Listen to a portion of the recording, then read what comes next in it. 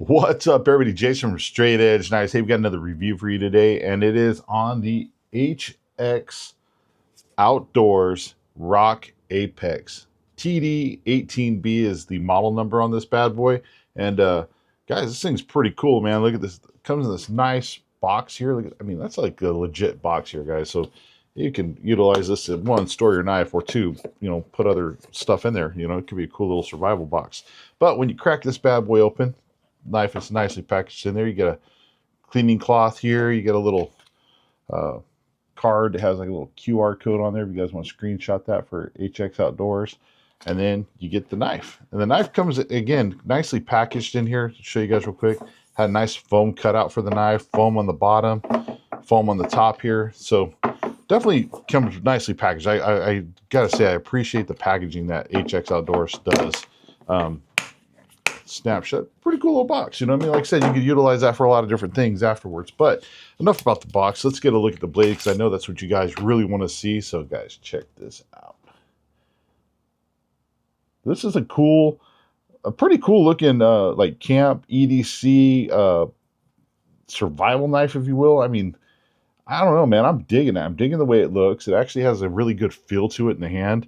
As I was checking this out before we did the video, getting to the video, I was just really kind of looking over it, and there's just a lot of things that I thought were really nice about this knife. And you know what, we're going to get to that stuff. But first, before we do, give you another look at the blade, we got to do a quick word from our sponsor, guy, because look, if I don't do that, I'm going to get in trouble, and I don't want to get in trouble. So I'm just kidding. I won't get in trouble. But Wicked Industries, guys, they're a super company, man. Great guy. Fred over there is awesome.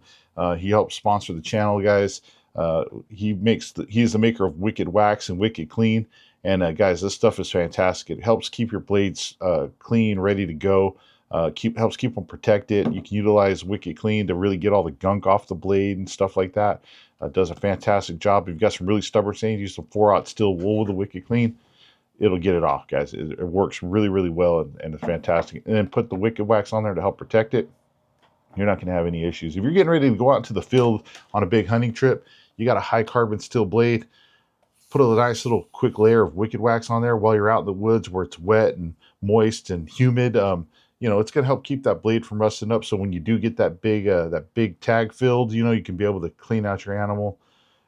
You're not going to have any rust going in there, right? So that's always a good thing. But the stuff works great on the handle scales as well. Wood, G10, bone, micarta helps keep that handle material looking nice and polished out as well, guys. It helps protect it as well. So two great products, guys. And then again, at the end of the day, you're done with your hunting trip, you're done with your knife reviews, your hands are beat up, you got little cuts, scrapes, nicks, and bruises. But say you're just done working on your car, right?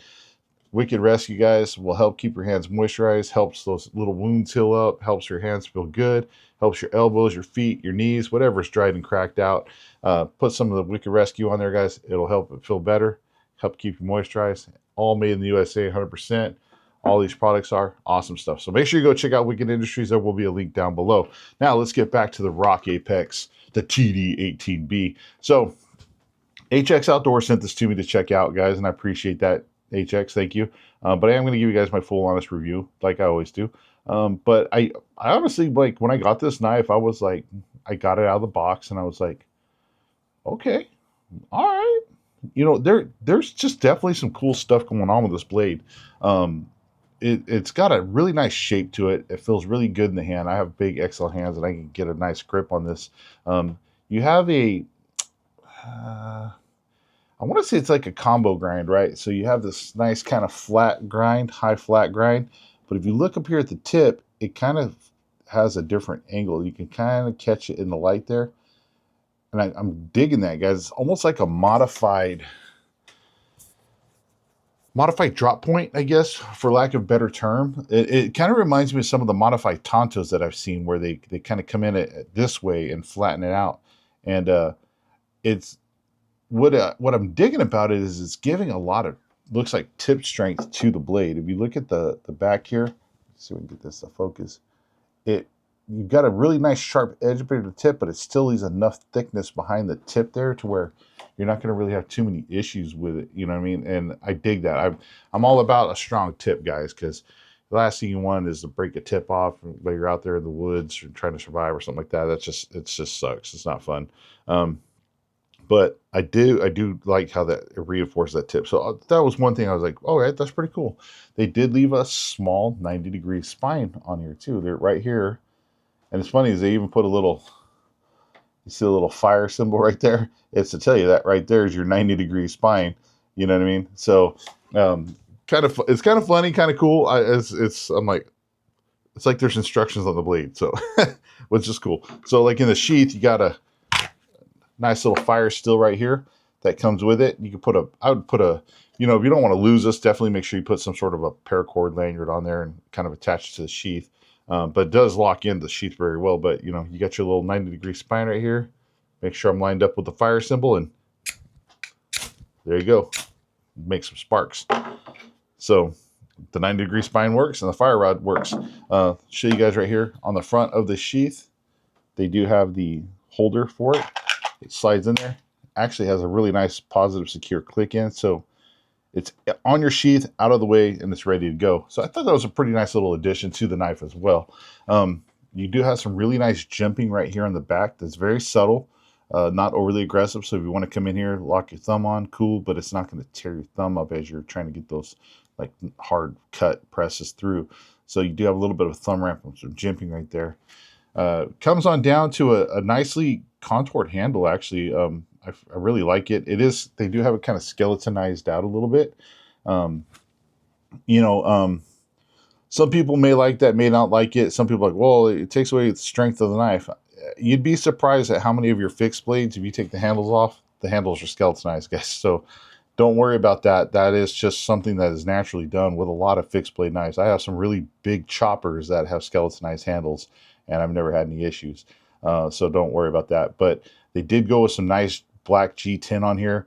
They did contour it very well, and it actually is kind of nested in here. And this is another thing that I thought was really cool.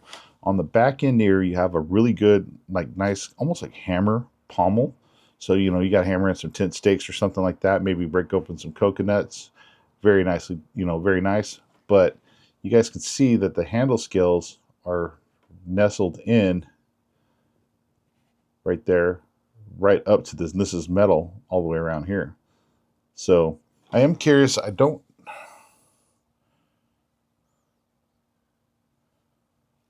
It's not one solid piece. It does look like there is a line here that separates the tang from this piece. So I'm curious as how this is held on.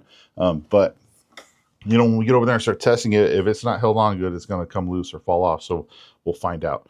But everything feels really good, feels nice and tight. The handle scales, everything is nicely rounded, fit up pretty well. It feels good. And I got a nice finger choil there if you are into the finger choils. And I have big fingers, so I can come in here, get my finger in that choil if I want to get some more of that up close, comfortableness. You can place your thumb over the finger over the back, do some finer cutting if you need to. And the reverse grip feels really good as well. And again, with this pommel on the back, I can easily put my thumb over the top, just give me that extra, oomph and knowing that my hand is secure, locked on. So the knife feels really, really good. We'll see how it holds up in the testing, but so far it looks really good. The sheath actually is really nice as well. So come in here, it's got a nice positive lockup. Hear a nice click. Little bit of rattle back and forth, but it's nothing too crazy. But it does have a nice secure lock in. I'm not worried about it falling out. You can hear that little bit of that rattle, but I'm not worried about it falling out. It clicks in nicely. I got to give a decent amount of effort to pull it out. You know what I mean? So locks in. It does have just the slightest bit of thumb ramp. I would like to have seen a little bit more of a thumb ramp. So if I wanted to come in here, pop it out, but it still works just fine. They did go with a nice thick leather here on the back for the belt loop, which I really appreciate. You got a nice little retention strap here, just a little bit extra retention if you need it. I suspect if you didn't want that on there, you could probably just cut that off. It wouldn't be an issue. But it's a nice little addition, kind of wraps around the handle. You want to make sure you're nice and secure. One thing I will say is with this belt loop, it is not ambidextrous. I was thinking about making sure. This would not be ambidextrous with this belt loop. However, if you remove the belt loop, you could utilize a tech lock or something like that, put it on the other side. You might have to, well, actually, I take that back. It's not ambidextrous, because you do have the fire rod holder here on the front. This is actually held in place through these eyelets. So if you were to try to flip this around and make it ambidextrous, put a tech lock or something on the other side, it just wouldn't work. You'd have to wind up cutting this off as well. So not an ambidextrous sheath. Bummer, but you know, it is what it is. I mean, not too bad. Not, I wouldn't say it's too much of a deal breaker, because you could always carry it kind of reverse grip on the left-handed side. If if you're left, I'm left-handed actually, believe it or not. But I could always come out and draw it out this way. It's not too big of a deal to flip it around and do what I got to do. So, it's still totally usable, guys, even if you're left-handed. So don't worry about it. Trust me, I'm left-handed. Now it's funny, when you watch my videos, you'll see me do a lot of stuff with my right. I'm just kind of oddly ambidextrous, if you will. I guess growing up, they used to always make me do everything with my right, even though I was left-handed. Man, the discrimination is real. No, so anyway, very nicely done. Everything looks really good on this knife. The sheath is cool. Even though it's not ambidextrous, it's still completely usable. So you can come in and still wear it left-handed if you needed to. You just have to do kind of a reverse draw. Not too big of a deal. But came with a really nice sharp edge. Digging it. Let me give you guys the specs on this real quick. This is the HX Outdoors Rock Apex. Model number is the TD-18B. The still on this is DC53 with a 58 to 60 Rockwell harness. You do have G10 handle scales, a titanium nitride coating. Overall, you're looking at 8.9 inches with a blade length of 3.8. Now, that's their specs off their website. I'm not sure if that's just this total blade length or if they're talking about the cutting edge here.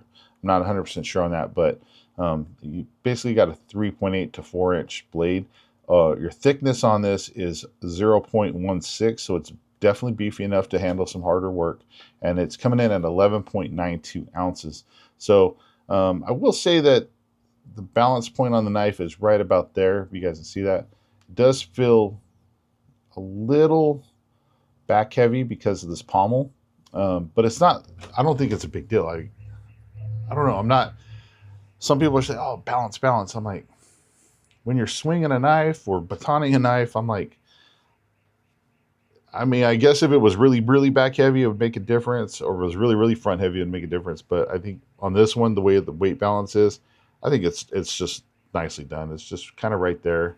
It is nice to have a little bit of that extra weight in the back if you are having to, hammer in some tent stakes, or something like that. Come in there, you got a little bit extra oomph. So, but very nicely done. I feel like it feels good to me. So that's just my opinion. But anyway, guys, only one way to find out, is this Rock Apex going to hold up to the testing? Let's get over there and find out. All right, everybody, we're at the testing area. Let's get this Rock Apex back out, give you guys another good look at it. Bam. I always like to give you guys another look at the knife, just in case over here the light's a little different, maybe gives you a better look at it. I know it's funny, so I had to put up a sunshade right now to help keep my camera from overheating. So even though I'm showing you that in better light, it's still in the shade. But anyway, guys, so got the sheath right here. We're going to set that off to the side. Let's get to work on this Rock Apex and see what this baby can do. So trying to move some sticks around here a little bit. I got a little bit of a mess. Okay, I'm going to need that here in a second. Sorry about that. Some of this wood fell over and landed on my foot. So there we go. So guys, we got the catalog here, guys. This is the old kind of typical catalog. You guys seen this a million times if you've been watching my channel. This is the penetration test, guys. Let's see how far this bad boy can dig into this. Again, I can lock my thumb over the top nicely. Nice solid stab, feels good. So we go a good 3/4 of the way. The tip of the knife is just right here. So a good 3/4 of the way through the catalog. Pierce right in. Well, that one felt pretty good. Oh yeah. Look at that, guys, all the way through. Nice. Very, very nice. So, Oh, just barely punched through the backside on that one, but that one pretty much went all the way through as well. So right off the get-go, guys, this thing is doing a pretty good job with the old stab test there. So can't complain about that. Always nice to see something when it goes all the way through. Let's check the sharpness of it. All right, that's pretty good. That is pretty good. I ain't mad at it, as old Matt Pittman of Meat Church would say. Guys, I like the barbecue too. So, nice sharp edge, nice penetration. Let's do a little choke back a little bit. See what we can do on the corner here. Oh, I missed.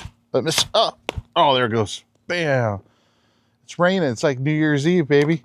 So, my aim was a little off, but you guys see there, cut that corner off nicely.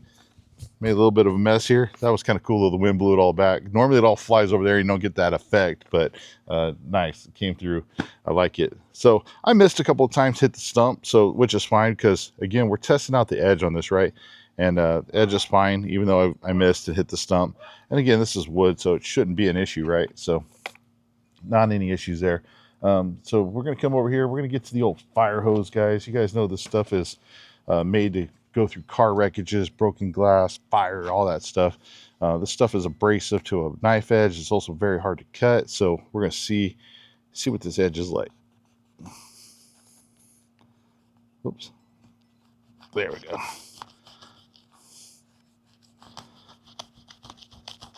Cutting through nicely. Starting to. There we go. Yeah, it actually cut through really kind of went at an angle, kind of cut it sideways, but that's on me. But yeah, cut through nicely, not an issue. Nicely done. I was a little bit concerned with the finger choil. Sometimes when I go to cut through stuff, and I think it might happen with the pants, sometimes the clothing or material gets caught like in the finger choil right here on this little tiny lip right here. But didn't seem to have an issue here with this. Bam. Right there, cut straight through that stuff. So if you guys had to come in, cut some fire hose, you could do it. Do a little chop on the fire hose, you could do it as well. So no chipping or rolling on that edge, so we're good to go. Nice. So now, speaking of pants, here we go. You got the pants here, guys. Again, sometimes things happen, medical emergencies. You might have to get some clothes off to assess the situation, render first aid medical needs, or you just want to make some shorts for your hiking trip. You can do it. Let's see. Yep, look at that. Right there. See, and that's where it got caught on that choil.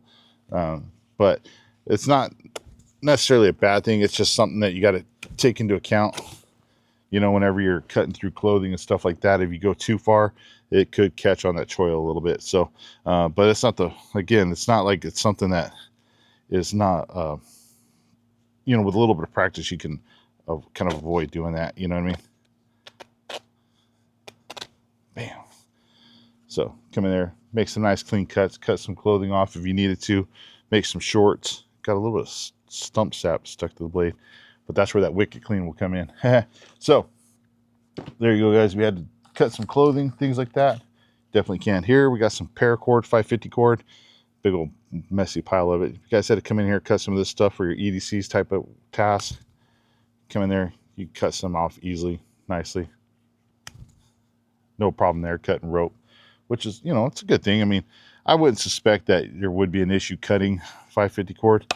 If there is, then, yeah, we got some issues. But we like to show it anyway. So 550 cord, definitely come in there, cut some 550 cord off. Here we got some zip ties, guys. We're going to zip tie this around the stick. Got this test from our buddy Scott over at Choirboys Cutlery. This puts a little bit of pressure on that tip and that edge on the tip, because you got to come in here, get underneath these zip ties, which are hard to cut, and kind of twist them off, snap them off, right? So you come in here, get that tip under there, kind of twist it, bam, pop one, pop two, no tip or edge damage there. So you're ready to go. So if you had to cut some zip ties off, you definitely could as well. So that's why I like to do that test. Here we have this sissy rope, guys. This stuff it's abrasive to a knife edge as well. This one in particular is difficult to cut because it has some sort of coating on it that makes it really, really slick. I can't understand what it is, but it'll make a knife edge just slide right off of it, you know. See, just like that. It is so weird, but we had to come here. There you go. Cut it, you definitely can. It's just one of those weird ropes where you can't really slide cut it. It just you have to kind of just work it and then cut through it, because if not, it's gonna go. So it's really weird. Ever since I bought that rope, every knife, damn near every knife I've done a video with has done that. But you kind of come in here, cut that stuff down, cut it in half. You definitely can with no problems. I think I have some more of, yeah, some bigger. This is some weird synthetic kind of cotton rope, guys. I don't even know what you would, I don't know if I would use this for much of anything, but there we go. Had to trying to get it underneath that small piece without cutting myself. I think I got a bigger piece in here somewhere. Nope. Guess I got to go buy some more rope. So if you had to cut some of this stuff, you can come in here, chop it, do a nice clean chop. Definitely can. So cutting that type of sister rope, you definitely can. A little bit tricky with this particular one. I've had some other sister rope that doesn't do that, but you know, we're getting off topic, so let's just get back to it. So here we have the old yellow poly rope. This stuff makes a mess. This is very commonly used rope though too, guys. So it's like 3 strands of synthetic rope. This gets used a lot, so I like to cut it. Bam.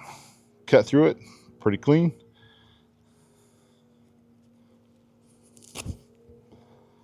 Slid off on me. Bam. Not bad, not bad. Starting to unravel on me. There we go. So had to come in and cut some yellow poly rope. Definitely can. If you had to come in and cut a piece, chop it.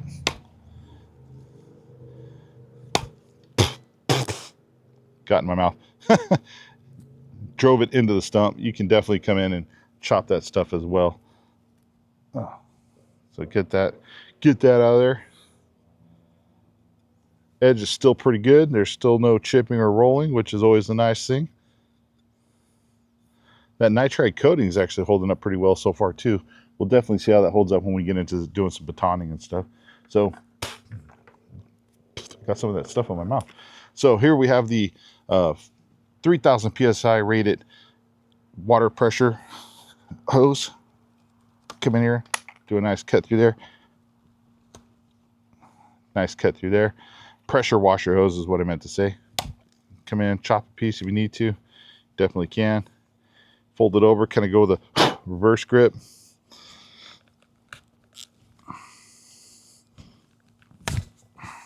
Nice cut through there. So you had to cut some 3000 psi rated pressure washer hose, you definitely can. Now this stuff has a piece of hard plastic inside, some sort of a nylon wrapped around that plastic, and then you got the plastic sheathing. So it's not necessarily the easiest stuff in the world to cut, but that's why I like to do it, because I want to show you guys, if you guys got to cut some harder materials, you definitely can. So here we have extension cord, guys. So you got 3 strands of copper wire. It's just a typical household extension cord. If you had to come in, for whatever reason, cut this, maybe you accidentally nicked it with your hedge trimmer, you got to repair it. You have to cut it in half, splice some wires together, something like that. You know, extension cords aren't getting cheap. I can tell you that, guys. They're getting more and more expensive.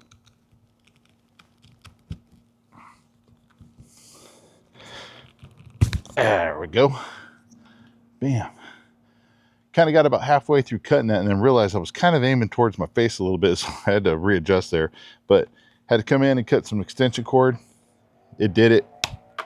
You had to cut it real quick in half. You can do it as well.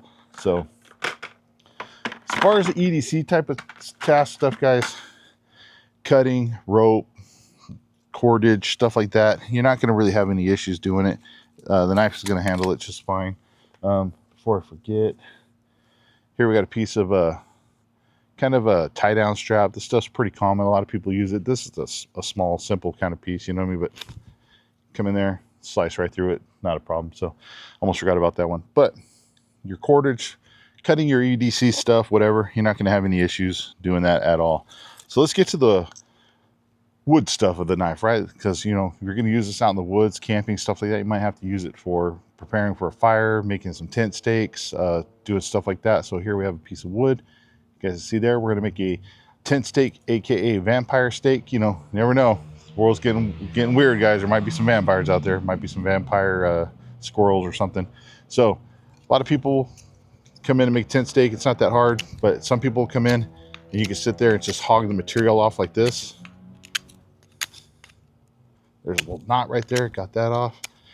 You know, if you got the time and you want to sit there and just hog stuff off, you can. You can even probably come in and just be really more precise with it as well. Me, I'm probably in a hurry, so I'm just going to come in, do some light chops like this, just to help get it down.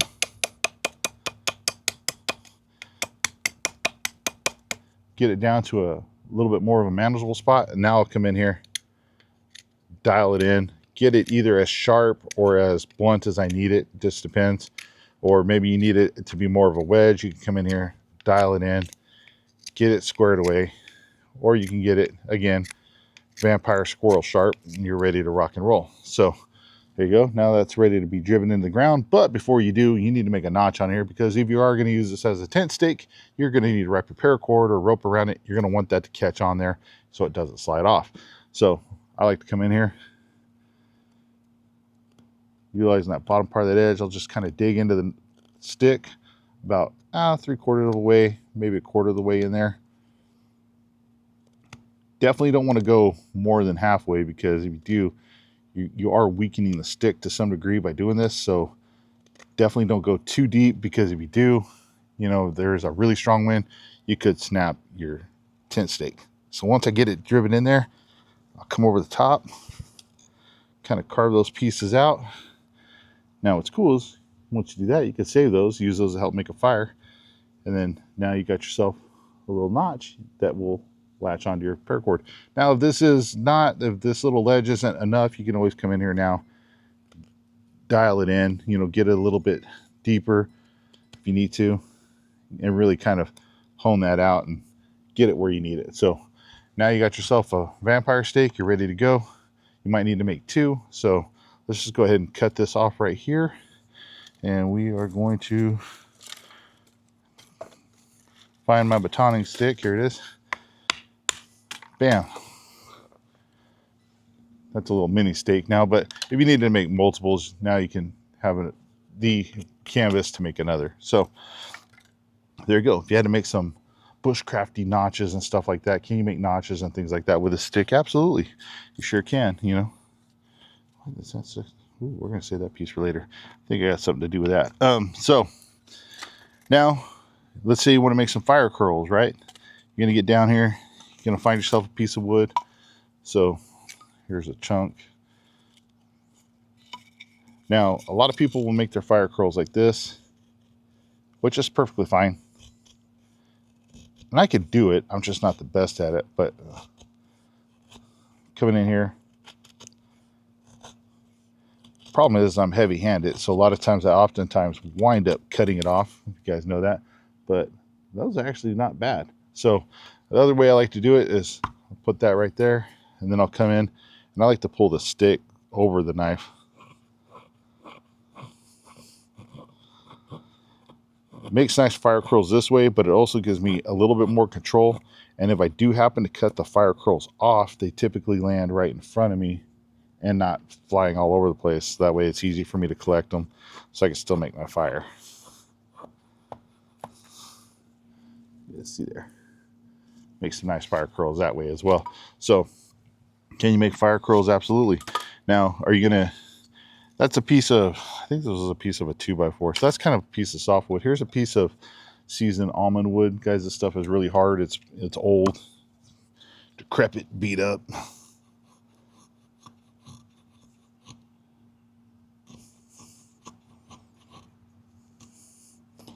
Yeah, even with the old seasoned almond wood can make some really nice fire curls as well. So there you go. If you had to make some fire curls, you definitely can. Now, we're going to get into doing some batoning here, guys. Now, there's always a caveat with the batoning. A lot of people are always like, shouldn't baton with a knife. You shouldn't do this. It's bad for the knife. Yeah, I get it. It is. Like if you have access to an axe or a saw or something like that, definitely use that. I'll never say not to use that. But sometimes you do run into situations where, you know, stuff happens. This may be the only knife that you just happen to have on you for whatever reason that is, right? You can use your imagination. So you may have to baton with a knife, right? And if you do, we want to make sure that we can baton with this thing, right? Because if we do have to use it in a bad situation, we want to make sure it ain't going to break on us or anything like that. So here we have a piece of wood. This kind of split. Let's just split that off right there. So the reason I'm going to baton through this, guys, is because if you look at this, it's got a really huge hard knot in it right there. You guys can see that. So we're going to start up here at the top, baton our way down, and we're going to see how it handles going through this big old nasty knot. That's always a difficult thing for a knife because it's almost like hitting a rock, honestly. So come in here, start down, no problem so far. Now we're getting to the knot. Oh, look at that. Cracked right through it, no problem. So now we're down to some nice dry wood. Now we can do what we got to do. Here's another piece of the wood. This one's kind of split up, busted up a little bit. Not too bad, but again, we're out in the woods. We got to get to some dry stuff in the middle because it's wet.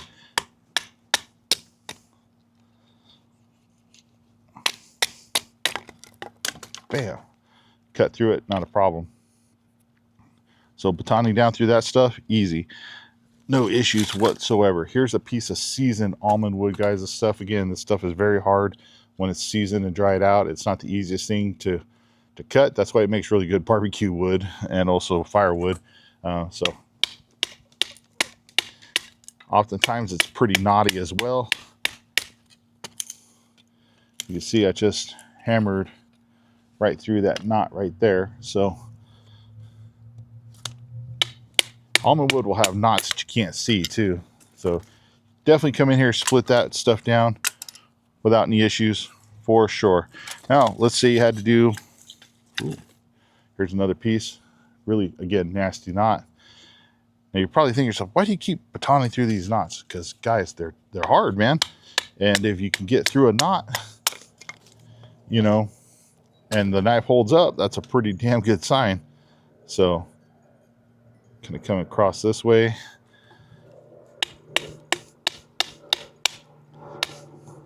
Oh yeah, look at that. Right through that knot. No problems.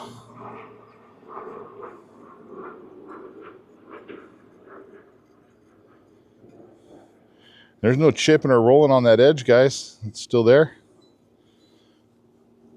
Holding up nicely. Handle skills, holding up nicely. Let's find something a little bit. I'm running out of thicker pieces of batoning wood here, guys. Might need to go on the hunt for some more wood. But we're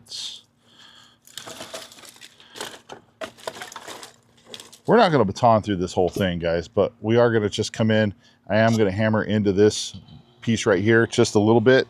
Of course, obviously, like, this is not the knife to be cutting through this, but this is a thicker branch, if you will. So let's just hammer into this for a little ways and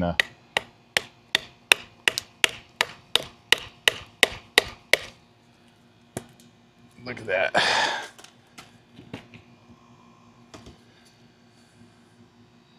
And this puts again a lot of pressure, a lot of torque on that blade. You get a lot of impact traveling through the handle as well.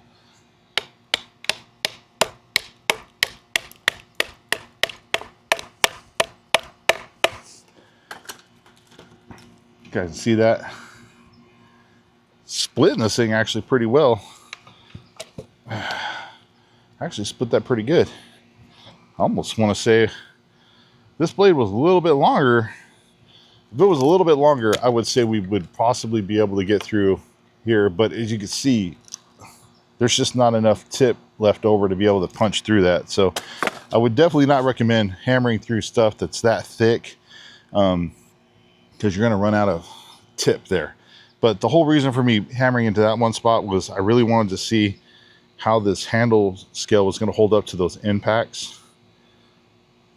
and it feels good. It's still tight. Everything's still there. So that means the hardware is holding it on nicely, and the vibrations aren't rattling it loose. So here we have a brick, guys. So again, we have this little hammer on the bottom. You know, you got to hammer a tent stake in. Maybe it's metal, something like that.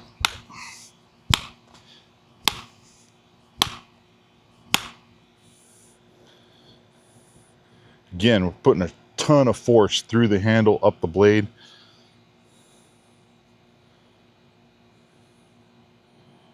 And it's still tight.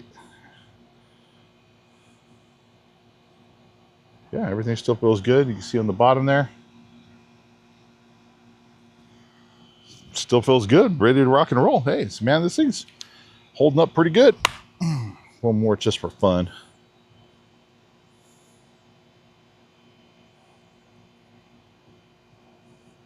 Not bad, guys. I'm pretty pleased with that. So again, I was just kind of worried. I wanted to see if the handle skills were going to come loose, and they didn't. So there you go. So, you know, and you want to do a little bit more delicate stuff, you can come in here, find yourself a nice square piece of wood. You can come in here and do some real light tippity taps, knock you off some really kind of thinner, finer pieces. You know, maybe you had to make some wedges or something like that. Yeah, you can come in and do that type of stuff. Now, this knife, it's not the biggest knife in the world. You got a 3.8-inch blade, if I remember correctly. So we're going to do a little bit of chopping with it. So we're going to choke back a little bit. Now, again, this puts a lot of pressure on the edge, puts a lot of pressure on the vibrations going through the handle, through the blade. This is seasoned almond wood, guys. We're chopping across the grain, so it's definitely even harder. So that's a nice first hit right there. Hey, digs in deep. I can tell you that much. Look at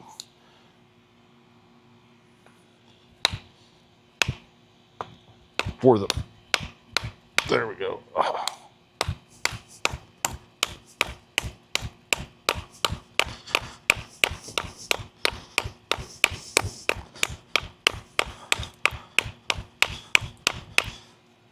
Guys, that is not bad for a knife this size. The chop cross grain through seasoned almond wood, that's pretty good. I think it is anyway.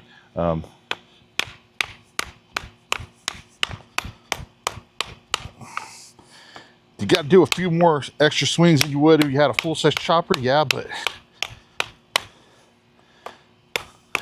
but again, this is what you got. You got to go with what you got, right?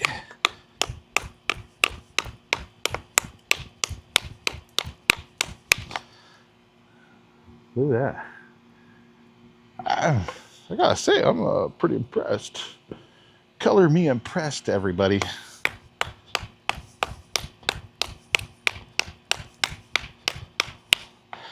Now, choking back on this, I can still hold it pretty well. I do have to adjust my grip every so often with the swings. If I had a lanyard on here, I don't think it would be really too much of an issue, but I can hold on to it pretty good. I'm basically pinching it like this, and I'm rocking it this way. So there it goes. So had to do some chopping. I definitely could without any issues there. Held up great. Again, there's no chipping or rolling. This nitride coating is actually holding up very well, even though I was batoning it through some wood. You guys can see that. Minimal rub marks there. We'll take another piece of this. Here's a thicker piece of that seasoned almond wood again. We're gonna come over the top. Again, just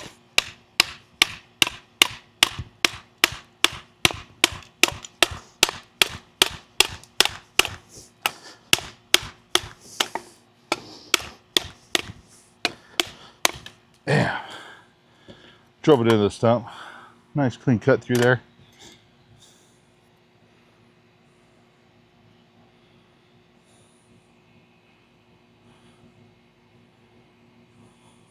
Everything's still tight, guys. Everything's still right. No damage to that edge. Still ready to go. Now, has it lost a little bit of its sharpness? Yeah, but it's still a completely usable edge, guys. It's still going to be, you know, if you're out in the field, you can still utilize this to cut through stuff. Not a problem, you know. You know, you still had to come in here and make some fire curls, things like that. This is edge that I'm using right here is the edge that's been hammering and batoning and chopping through wood, so it's still got an edge, so you're good to go there. Man, thing still feels good, guys. Man, I gotta say, I'm pretty impressed here with this. It's holding up fantastic. It's taking a pretty good beating.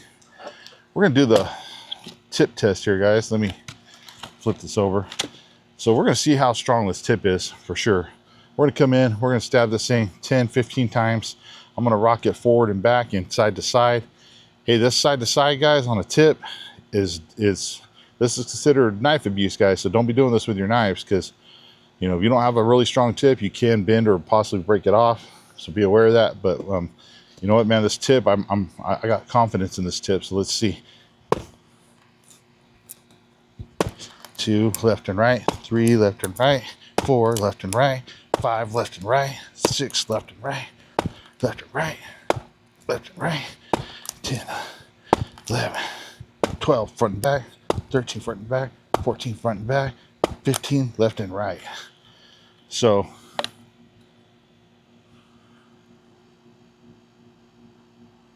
yeah, absolutely no damage to that tip. It's still perfectly straight and it's still sharp.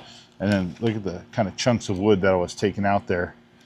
Right here, it was actually chunking that wood out. So now we're going to do the bow drill divot. This puts a lot of pressure on that tip and edge, guys. Sit here, drive this around.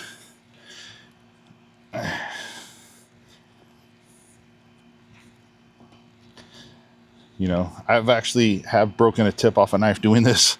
A little bit of a tip, you know, not too much, but that's why I do this, guys, because I want to make sure if you're buying this knife, you know that you're getting a knife that's going to take some abuse if you need it to and still be there for you.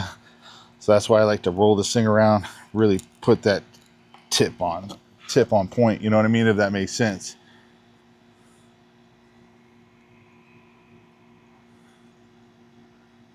Yeah, it's still perfectly fine, no issues there. So show you guys the right here where my finger is. So definitely come in there, handle some of that harder stuff for sure.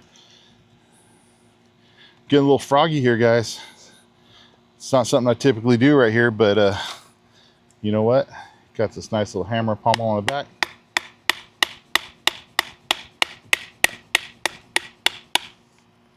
Into the stump, all the way through. Look at that. Push through.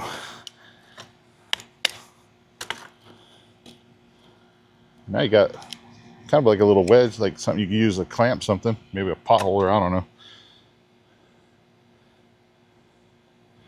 But the handle scales are perfectly fine.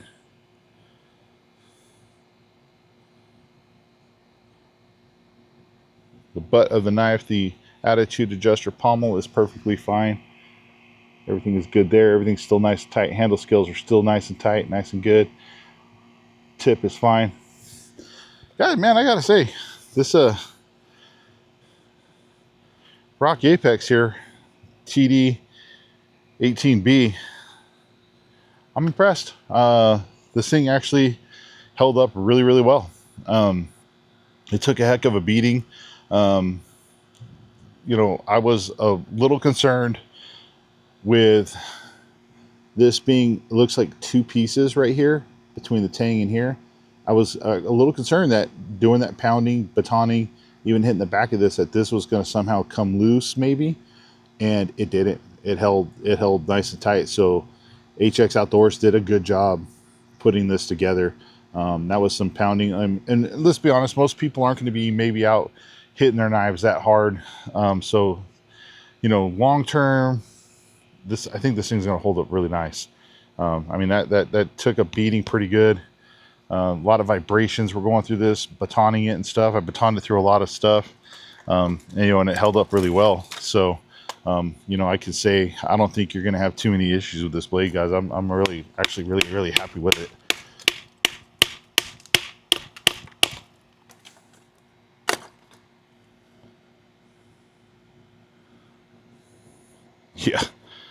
Yeah, I did that just because, dude, I mean, this thing's nice, guys.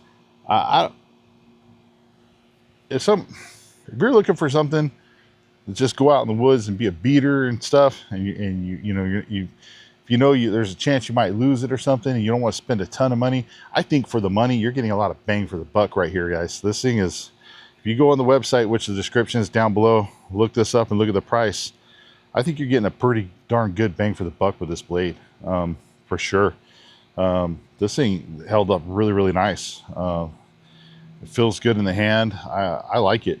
Um, yeah, I would not have any issues carrying this out in the woods, guys. I dig it a lot. It's actually really cool. Um, I like the shape of it. I like the way the handle feels. I do like the sheath. I like how they, sometimes companies will put like a thin nylon belt loop. I like how they went with a leather one. I appreciate that. There's a drain hole here on the back. Drain hole could be maybe a little bit bigger, but I could always fix that myself. But it's not like a deal breaker. But guys, I know sometimes people will look at like HX Outdoors and be like, "Oh, who are these guys?"